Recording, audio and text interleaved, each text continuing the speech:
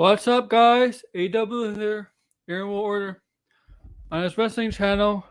Yes, this is my top 10 favorite wrestlers of all time.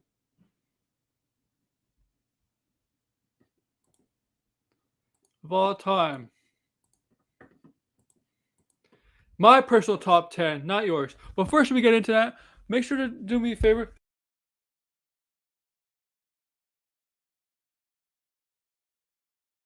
Sorry, mic went out. Like, share, subscribe, click the notification bell when things like this come up. Tell your friends about this channel, colleagues, family, the whole world about this channel, especially if you like wrestling.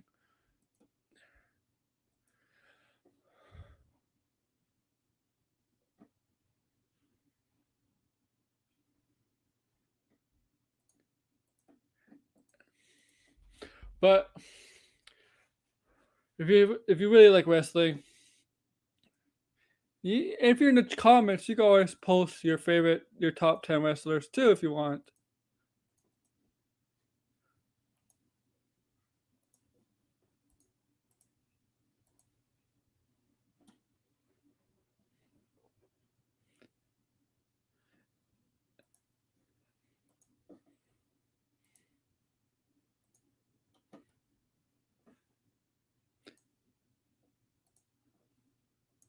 And this is my personal top 10.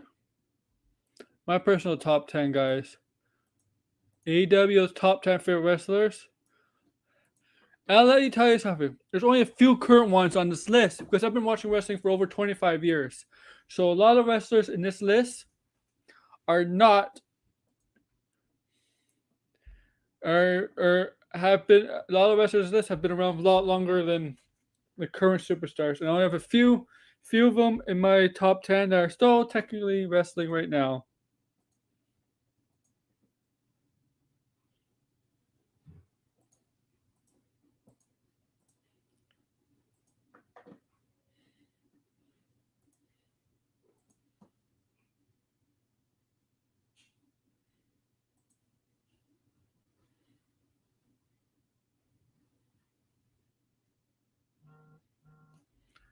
Oh, whoa.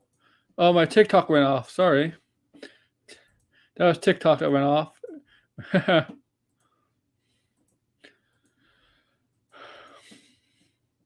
Okay. So I do have it in order. And this is not going to be long. We got Raw on tonight about an hour, right? Well, it's about an hour. So I don't know how long this will go. Oh, yeah. Subscribe to this channel if you're new here, guys. Subscribe, please, for me. From Raw.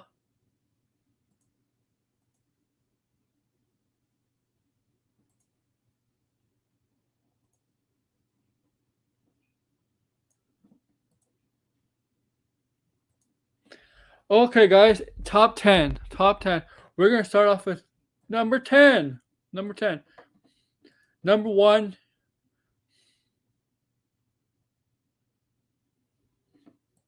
Number 1, I'll surprise you with number 1. No, I'm joking. I won't surprise you. If you know me, you know my number 1. We're going to go top 10. Kevin Nash.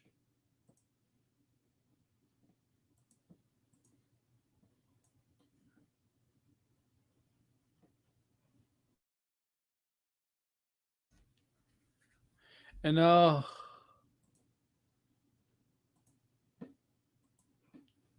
Kevin Nash is my number 10. There we go. This is him in his Wolfpack days. That's picture. Here's the thing about Kevin Nash.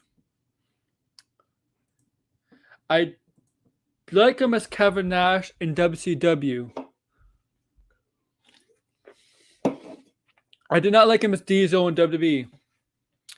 I've been watching his work as Diesel, and his in-ring work is basically the same as him in WCW.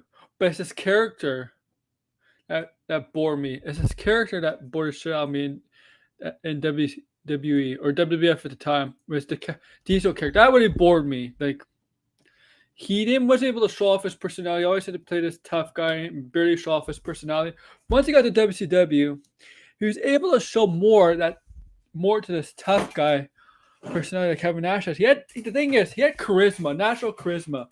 He was tough, but he was funny. He could make jokes. He could come up with great lines because Nash was a very creative individual.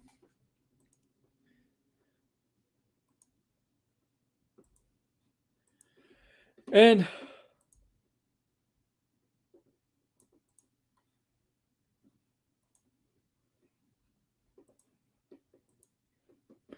and I really liked him in his WCW days as Kevin Nash when he was with the Black and White and eventually the Wolfpack because we got to see more of his. Like I said, you got to see more of what he could as a person.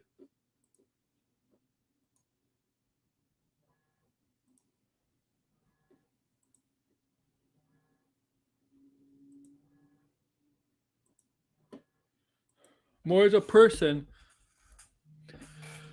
And then my phone, my cell phone's ringing, my Android, and I gotta type stuff and be right back.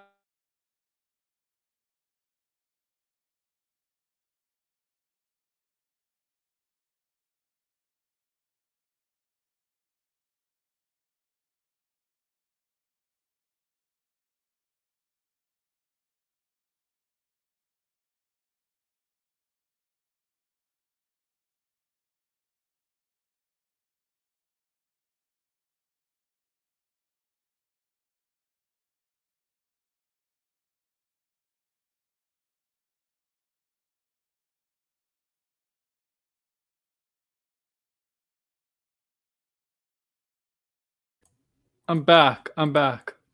Sorry, but yes, you can say what you say. You can.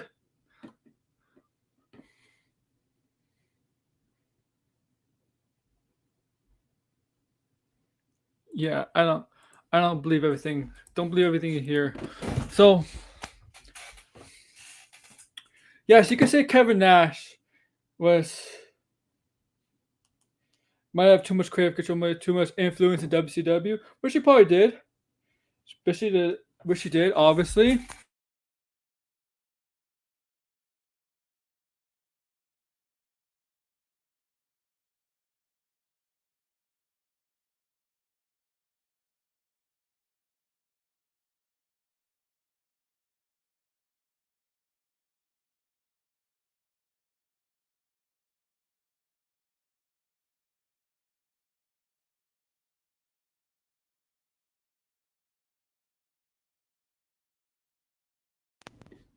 Kevin Nash was not the best worker ring wise. Okay, but it's his character, especially in WCW. It's his character work that what made him great. And I just love after wrestling, after he's done wrestling, I just love him giving interviews, his own podcast, because he's very intelligent. I just love how he tells stories and what was going on back at WWE days, WCW days, and NWO days, stuff after. I love how he talks about his experience in the wrestling world, in the universe, because he's very intelligent. You could tell, like, he's a guy you could definitely listen to for a long time. Like, that's what's great about wrestling, especially the older wrestlers when they're done wrestling, but they could tell stories about the wrestling career. And Kevin Nash is definitely one of them. And he played a big part in the in this in beginning of the Monday Night Wars between WCW Nitro and WWE Raw, the NWO, right? Like NWO, it started at the NWO, DX, Steve Austin, the Horseman, whatever, Goldberg, Sting. NWO was, I think, it was the catalyst. That's because that was the beginning of the change for WCW when NWO formed, and when WWE had to change their way of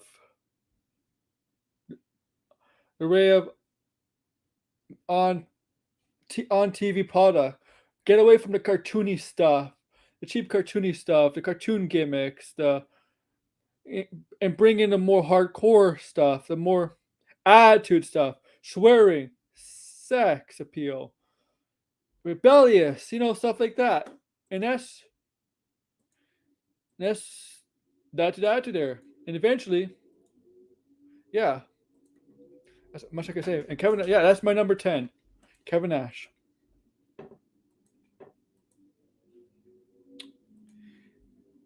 Next is Mick Foley, Cactus Jack, Mankind, and Dude Love. Now, like I said, I love listening to Mick Foley tell stories about his wrestling career. His books, I read his books, I watched his podcasts, and he's a very genuine, nice guy. He's just a great dude, good guy.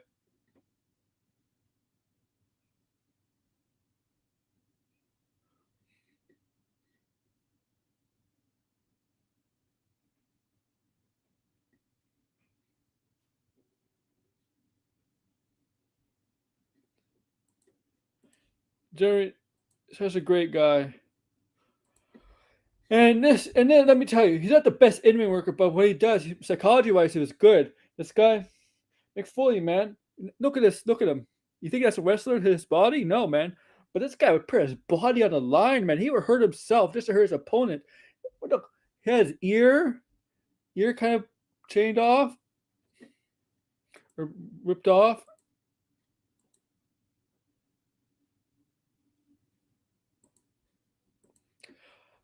Fell off the Hell in a Cell, and then fell through the Hell in a Cell.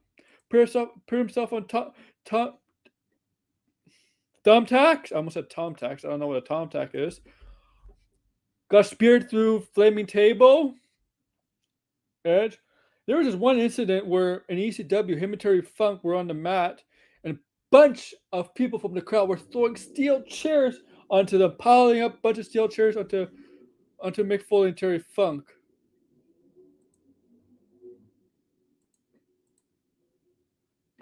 It was crazy, man. And this guy, it's like the Mankind stuff, the deranged, outcast, his feud with the Undertaker. It was great. It was great.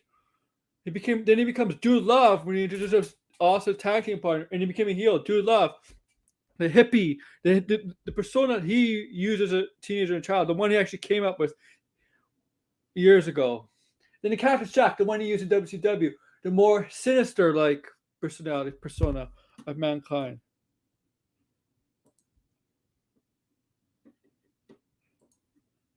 I love that. I love that.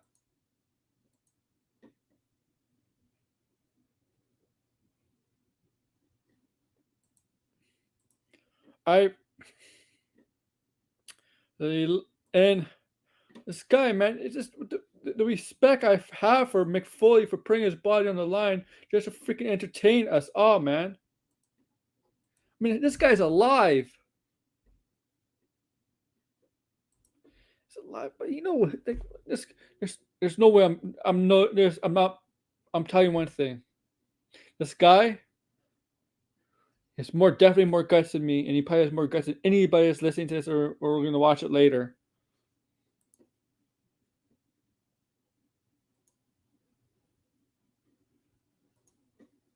I'll tell you that, man.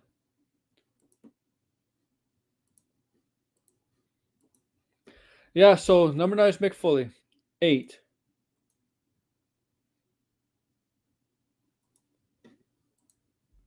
A phenomenal one, AJ Styles.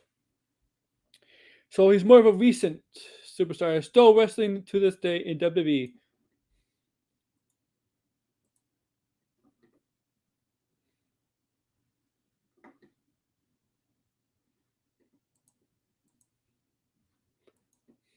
And AJ Styles, what I like about AJ Styles, look, he's not the best talker, but I just love his in-ring work and stuff. And his Bullet Club stuff, his club stuff. I watched him he was in WCW, but he's in the dying days of WCW. That's not when I became a fan of him. I started to become a fan of him in Impact Wrestling because in TNA, he was in TNA for a very long time. He was one of the TNA originals, almost basically a decade.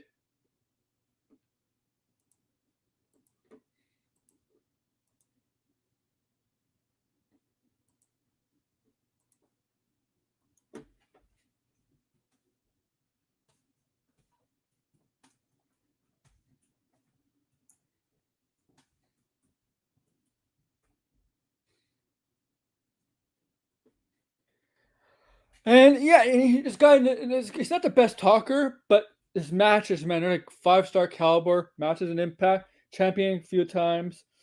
Wrestling against the likes of Kurt Angle, Samoa Joe, Kristen, Sting, Jeff Jarrett, some other Ring of Honor guys like Christopher Daniels, Bobby Roode. Well, Bobby Roode was on. And then he goes to New Japan and takes over leadership role for the Bullet Club once Finn Balor or Prince Devitt leaves for WWE. Takes over the role as the new leader of the Bullet Club, and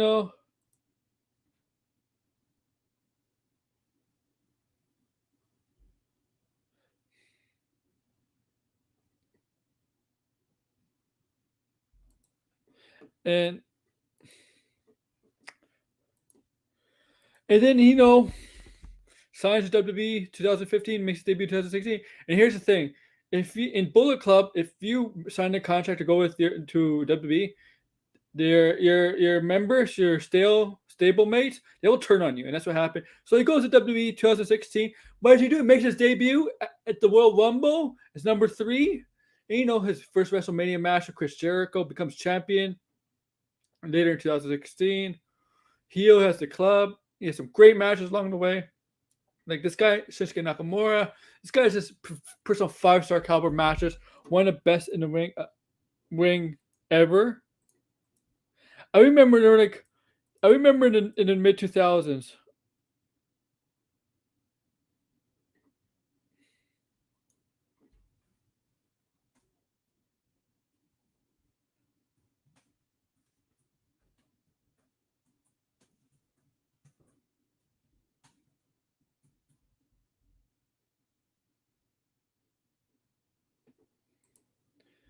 And I remember saying this is the best wrestler in the world. In any company that's winning in the 2000s.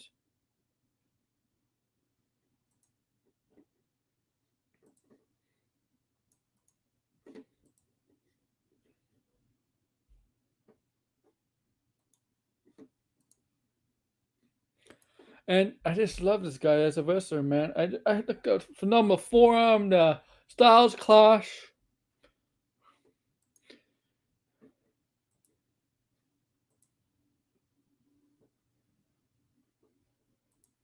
And what else is there? The Pele kick. He just put, one of my favorite matches from his era is when he faced Brock Lesnar. I'll tell you one thing. That's one of the best matches Brock Lesnar ever had in his wrestling career. See him in the Master style, AJ Styles. But that's my number 7 or 8, whatever 8. Yeah, 8. Here's my number 7. Bret the Hitman Hart. I know you're gonna say, Aaron, you're Canadian. Why is he not number 1? Well, I'm not being biased here. I like Bret Hart. I got his book. He's a cool dude, and but he's not my number 1. I'll be honest with you. I like some of his matches, but he's not the best on the mic. But I do like watching his matches and how technically sound he is in the ring. Some of the best matches some of the best matches other wrestlers have are with Bret Hart, and some of the worst wrestlers. Bret Hart can make one of the worst wrestlers look really good. Example, like Kevin Nash. Like I mentioned, Kevin Nash. He can make Kevin Nash look good in the ring. Bret Hart has this way of making you look really good. I respect it about him. He's one of the best in-ring generals in the ring, one of the best technicians, technical wrestlers in the ring. And the mic is not he's not the best on the mic, but he's passable, especially to that time when he became Hart Foundation. You let him yell frustration out. I like that about Bret Hart.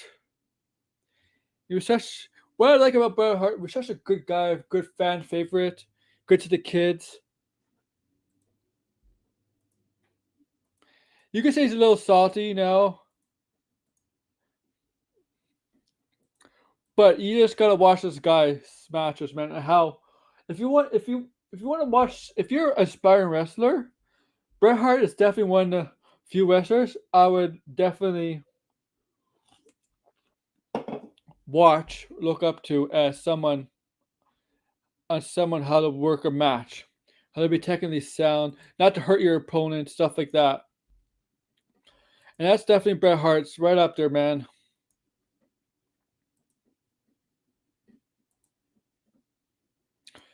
I mean, he might be the best Canadian wrestler there is, right? I mean, there's some very good Canadian wrestlers. You got Edge up there, Waddy Piper, Trish Stratus is different, but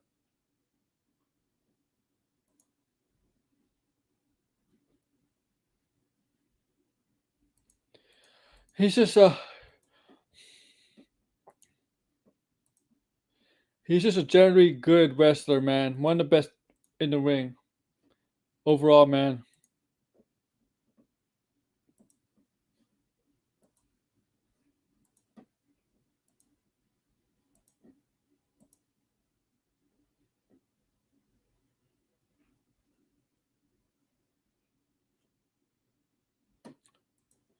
And so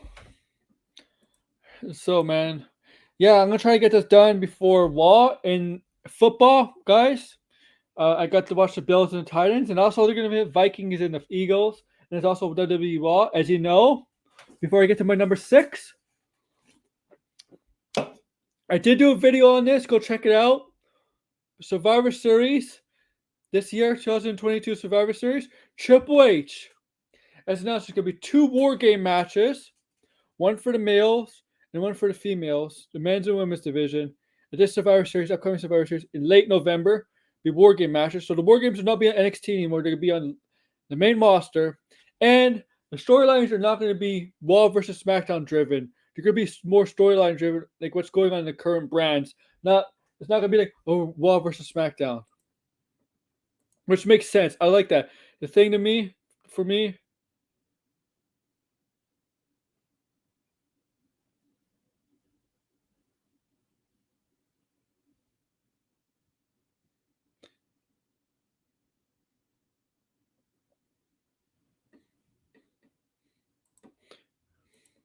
with me,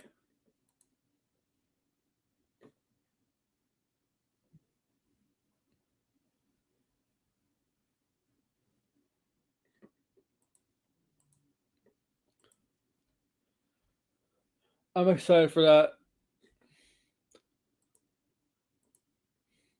Number 6 is Becky Lynch.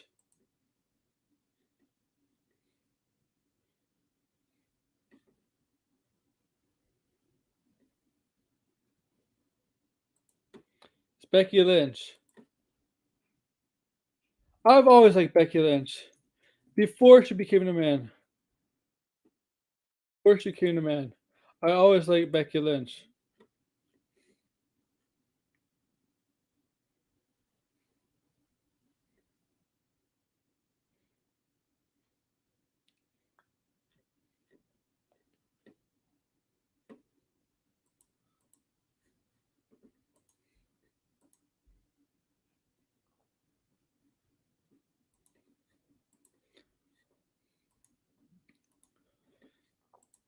And when she became the man, that is my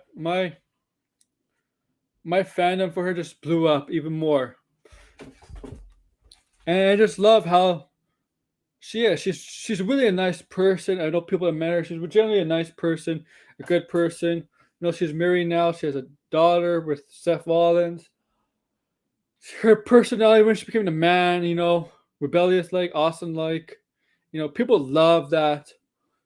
I guess she was the closest to Austin like back then. She came back and became Becky Two Bells. As a heel, they turned her back to babyface. But I always liked Becky Lynch. She always was a creative person. She always liked, you know, in her early days had puns, make pun jokes and stuff like that.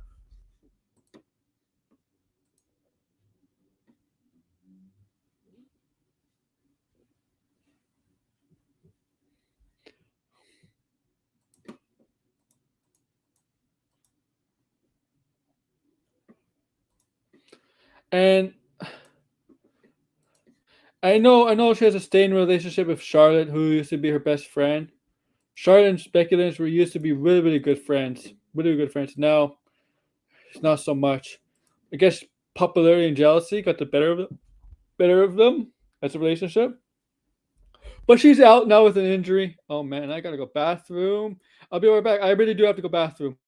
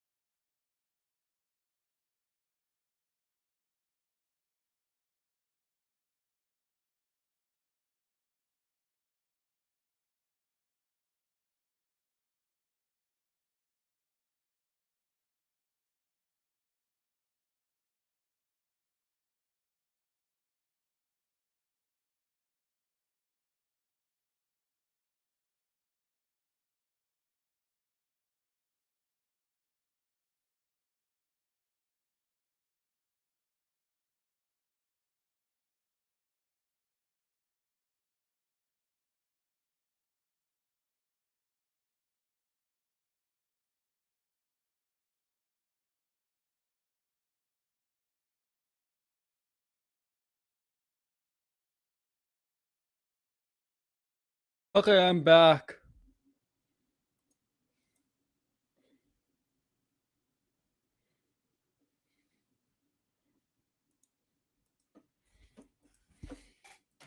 I'm back. So I was back in. Oh, in fact, on my Twitter account, the one you can see down below, not like, go follow my Twitter account. When I made that Twitter account, she's one of the first few people that actually replied to me and liked my stuff. But by that time, that was in 2014. That was 8 years ago, man. 8 years ago. And the thing is, she didn't have a lot of followers then because she was NXT. I mean, she was in the 5-digit followers, in the 10,000s, but she liked a lot of my stuff. She did tweet my reply to me a couple times, retweet me a couple. But now, man, it's impossible now because she has 2.2 million followers. So you gotta get lucky. You gotta freaking get lucky. And she hasn't tweeted since August 21st. Yeah. So that's my number 6. Here's number 5, The Undertaker. And let me tell you something about The Undertaker. This man, the longevity of this man's career, it's been like 3 decades, 90s, 2000, 2010s. Gotta give props to Mark Calloway, man. No, I didn't like his beginning. He was just a zombie like, but in the mid 90s when he became to speak more, when he needed Paul Bearer, when he did not need Paul Bearer, he began to speak more on the mic. You saw more of life. Like his Undertaker supposed to be dead, but you saw more of life to him. The stuff with Kane, Ministry. I really love his Ministry of Darkness days when he was like a satanic kind of group cult, kind of like that. And then he became an American Badass for a few years, where he was still the Undertaker, but he wasn't the dead. He wasn't like a zombie like Dead Man. He was more someone who wears a bandana, sunglasses, jeans, whatever, for a few years, and he comes back as a Dead Man again. And this guy just showed killer matches. He had a winning streak. WrestleMania until Brock Lesnar broke it.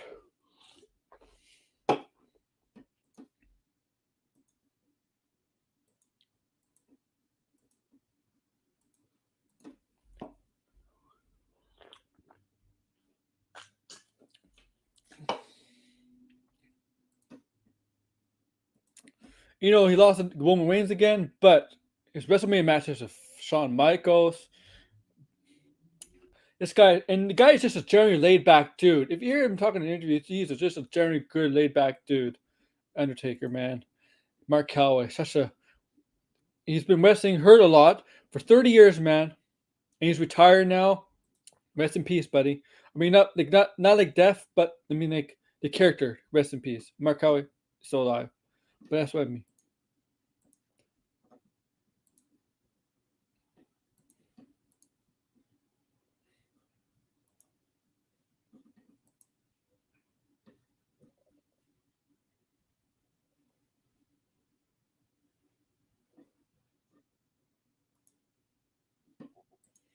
All right.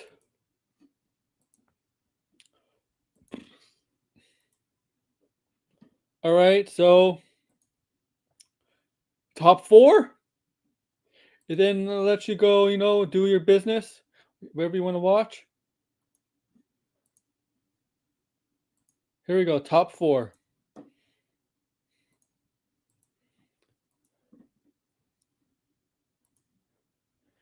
Stone Cold Steve Austin. Stone Cold, yes, he's not my number 1.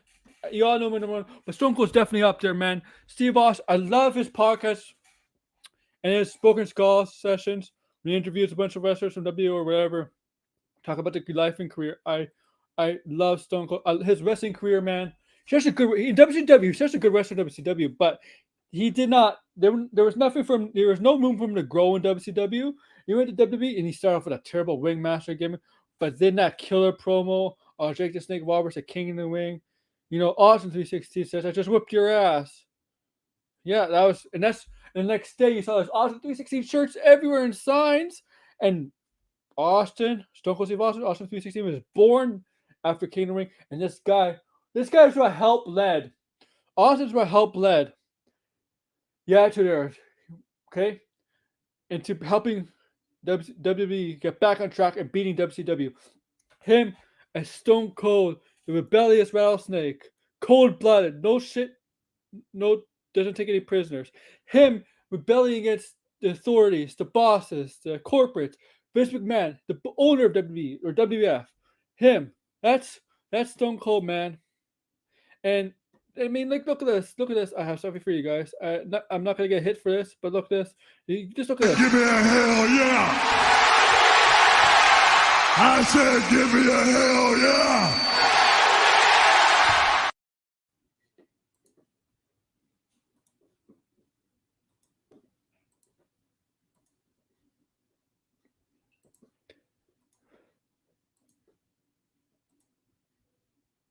No, let's listen to it again. You want to listen to it again?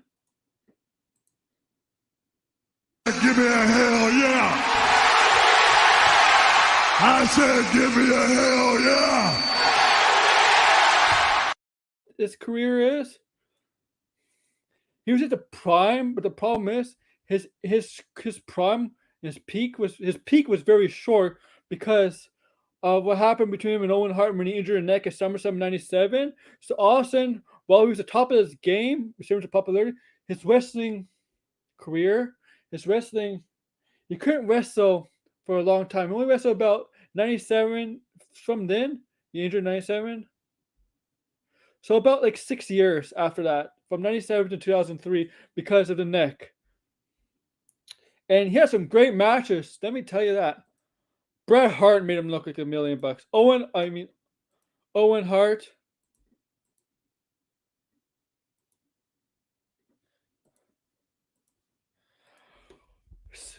Oh, him and The Rock, man. WrestleMania, 3 matches, WrestleMania. Oh my God. Like The Rock, classic rivalry with The Rock. Him and Triple H. This guy has some matches, man. And it's just the way he is in the ring, his personality. Like how Stone Cold says, so give me a hell yeah. You stupid son of a bitch. Him toying with Vince McMahon. He made Vince McMahon pee in a pee. He sent Vince McMahon. Remember the beer bath? He had Vince McMahon arrested. He beat the shit out of Vince McMahon. He destroyed Vince McMahon's cars or wherever, limos. This guy was the biggest thing in wrestling. And in the late 90s, wrestling was huge everywhere, man. I go to schools, you see wrestling shirts. Stone Cold Steve Austin, DX, all that. WCW stuff. NWO shirts were everywhere. It was cool to wear a wrestling shirt in public. Now, I don't see people wearing wrestling shirts in public at all. The only time I see people wearing wrestling shirts is actually at a wrestling event. I don't see it anymore. I don't see it. I do it once in a while, but not a lot.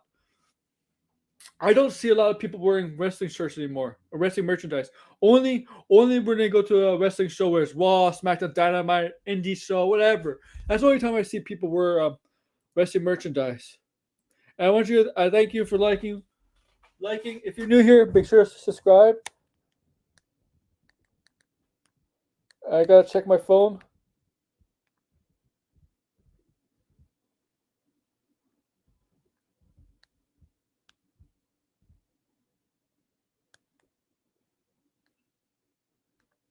But thank you.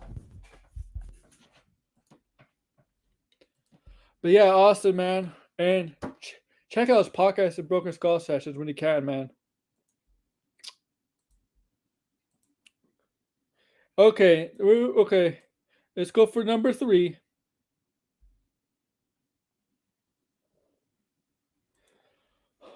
Okay. Yeah. I know. Controversial. Hulk Hogan. Controversial, guys. Controversial because of that what he said in 2015 when he got caught on tape saying the N-word, the sex tape, and a lot of stuff you could debunk with this guy. But you can't deny that this guy was very influential in the wrestling, the booming period of wrestling in the 80s. Vince McMahon had a lot to do with it, but if it wasn't for Hogan and stuff, I don't know if wrestling would ever become mainstream. And I did like Hogan, man. I like the A.W.O Hogan. That was one of the best ones. And I just like, I don't know. I just like characters. I love the wrestling in ring, but I also like characters.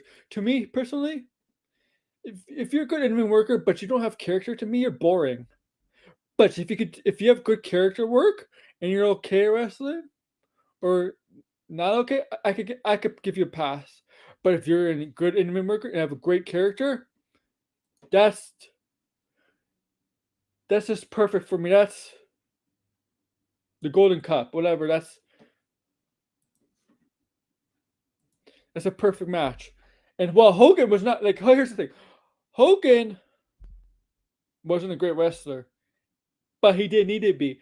And it's just he actually was a good wrestler. If you see all the New Japan match, he actually could wrestle. But as his character, he did not need to be a technical wrestler. He did not need to show his wrestling abilities as Hulk Hogan, because he was more character, bigger than life character. So he did not need to show that. He needed to show more. In the 80s and 90s, it was more about character than wrestling, to be honest with you. And especially WWE, it was more about character. It was character driven. The other companies like NWA was a lot about character and work, but WWE was a lot about character. And Hogan would definitely fit that bill. I mean, he has some solid matches for. I mean, don't deny he has some great matches, man.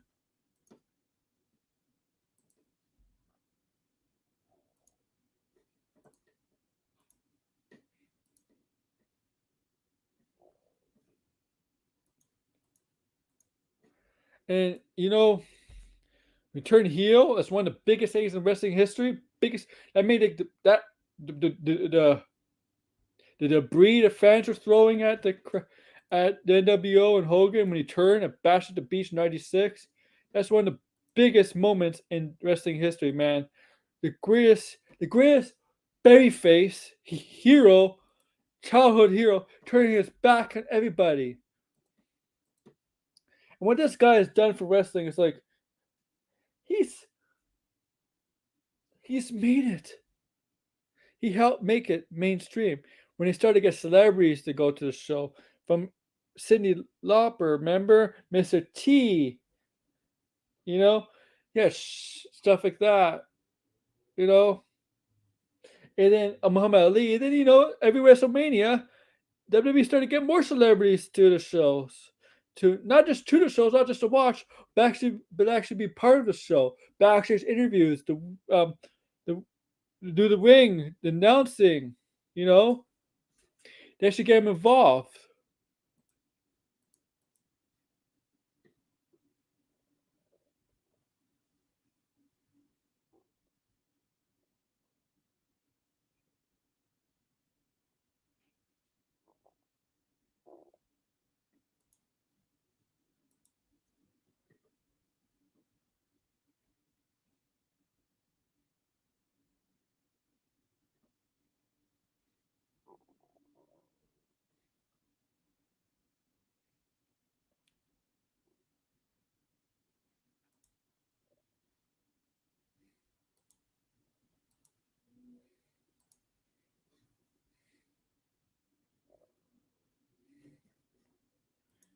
And that was some crazy, man.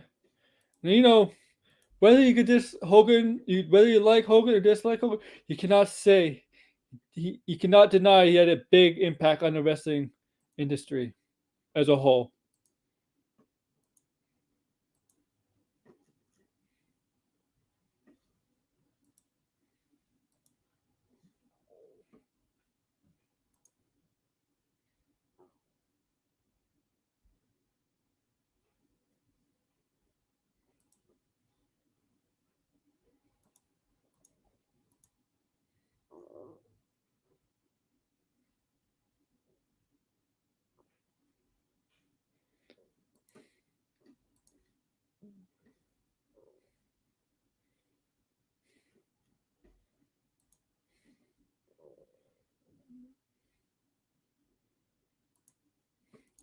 All right.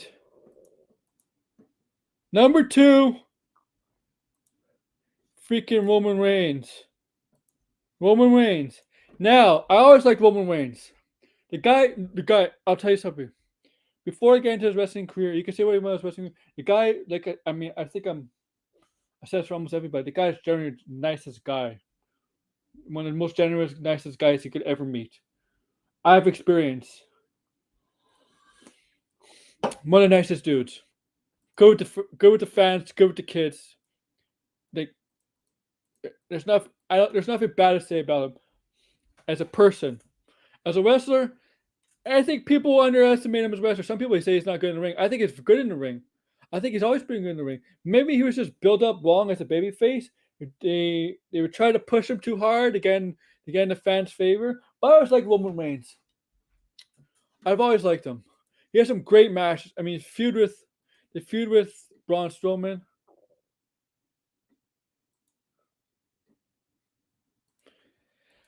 And he has some solid matches with AJ Styles. The guy had a great career. And I mean his Tribal Chief, man, his 2-year run as champion is still going strong. Sorry, he has, some great matches along the way. He has some solid matches with Lesnar, Edge, Bryan Danielson, Drew McIntyre, Kevin Owens. I mean, I just love Roman Reigns as a guy, as a person, as a wrestler, and I love his heel one as the Tribal Chief in the Bloodline. I hope he kicks, Logan Paul's ass at Crown Jewel, kick it in 2 minutes or something or less, because I don't want to see this going 5 minutes long. That's my personal bias against that. But Roman Reigns, man, tell you, there's some haters for this guy. I remember early on there was a lot of haters for this guy. A lot of the haters that hated Roman Reigns are now loving this guy. I want to tell you something. I never strayed away from not liking Roman Reigns. The dude is a good wrestler, good worker. He maybe got pushed down our throats too hard, and maybe some things he could have done better. But his heel one, this character, the Tribal Chief, he always says, as he cuts a promo or something, he says, "Acknowledge me." Mentions the city, your name, and he says, "Acknowledge me." This is some of his best work, and I never strayed away from him. I think Paul Heyman, as his counsel, it's one of the best things they ever done. He's really helped Roman Reigns. But like I say, he's a very nice guy. I've experienced personal experience.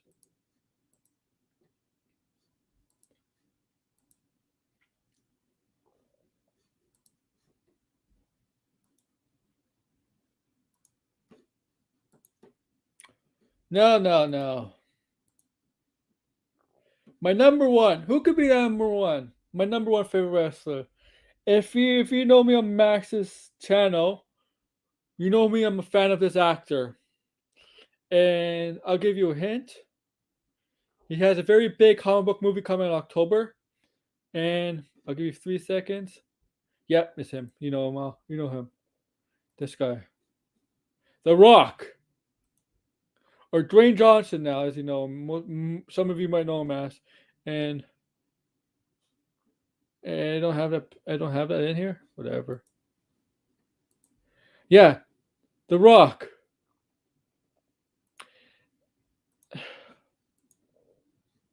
He's my favorite wrestler. Walk the Dwayne Johnson. Now I liked him ever since he was a wrestler, man. Since 99, 2000. Because I like his cat. Like he's the most. The way he was, the charisma, the looks, the guy's able to come up with lines, the catchphrases. Stick it up your candy ass. Do you smell what the Rock is cooking? If you smell what the Rock is cooking, and the way he can insult his opponents and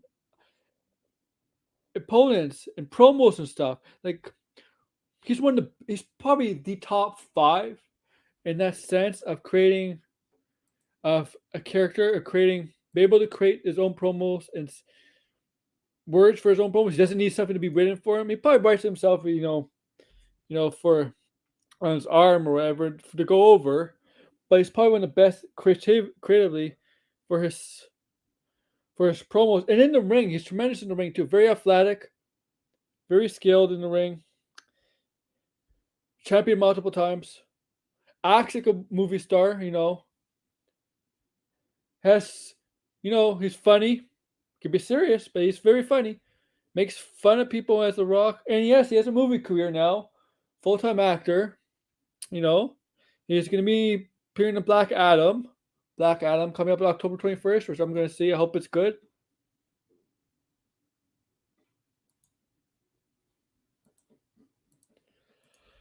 He's been in other movies, Jumanji, Fast and Furious franchise.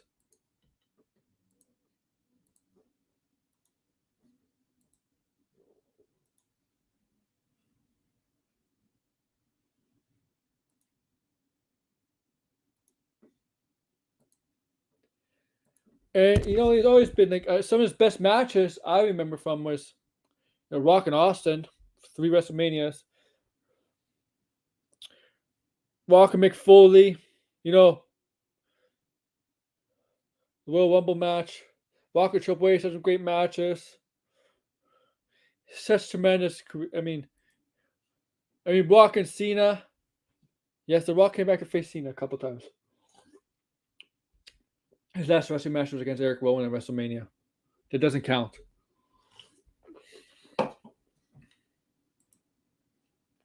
But this is it's the way he is. It's the guy. Let me see. Trying to do the people's eyebrow. No, I can't do it. Yeah, I can't do it, man. I'm sorry.